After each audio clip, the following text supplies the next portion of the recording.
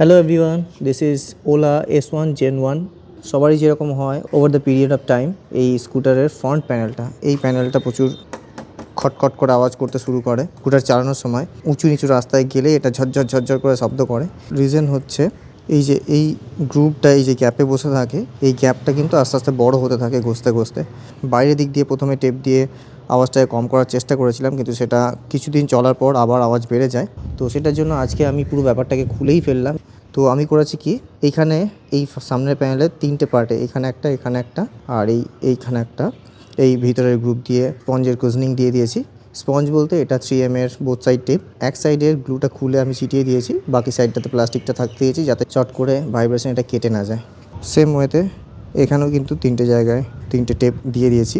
Back সাইডে এই প্যানেলের গোড়াটাতে, এই জায়গাটাতে, এখানেও তাই, এটার উপর দিয়ে বসে যাবে এই 3 জায়গা। আর এই যে এই প্যানেলটা দেখুন গ্যাপ হচ্ছে, এই প্যানেল গ্যাপের মধ্যে আর এই সাইডে একটা। তো এইটা সেট করে দেবো, আশা করছি এবারে এই ঝরঝরে শব্দটা অনেক কমে যাবে। অনেকে ভিতরে অনেক টাইপের অনেক ফোম দিয়ে এটাকে শব্দটাকে কমানোর ব্যবস্থা করেছেন, কিন্তু সেক্ষেত্রে মুশকিলটা হচ্ছে সেই ফোমগুলোতে জল সোক করে রাখলে ভিতরে যে জিনিসপত্র সার্কিট আছে সেইগুলো সবসময় ভিজে থাকবে, স্যাঁতস্যাঁতে থাকবে, বর্ষাকালে অসুবিধা। তাই আমি এই ব্যবস্থাটা করলাম। সেট করে দেওয়ার পর কিন্তু এখান দিয়ে আর কোনো টেপ দেখা যাচ্ছে না, এক্সেপ্ট এই বাইরের টেপটা। পুরো ব্যাপারটাতে আর কোনো খটখট ঝটঝট কোনো শব্দ নেই। তো এটা হেল্পফুল হচ্ছে রাইডে। ভিডিওটা ভালো লাগলে একটা লাইক দিয়ে দেবেন আর চ্যানেলটাকে সাবস্ক্রাইব করতে ভুলবেন না।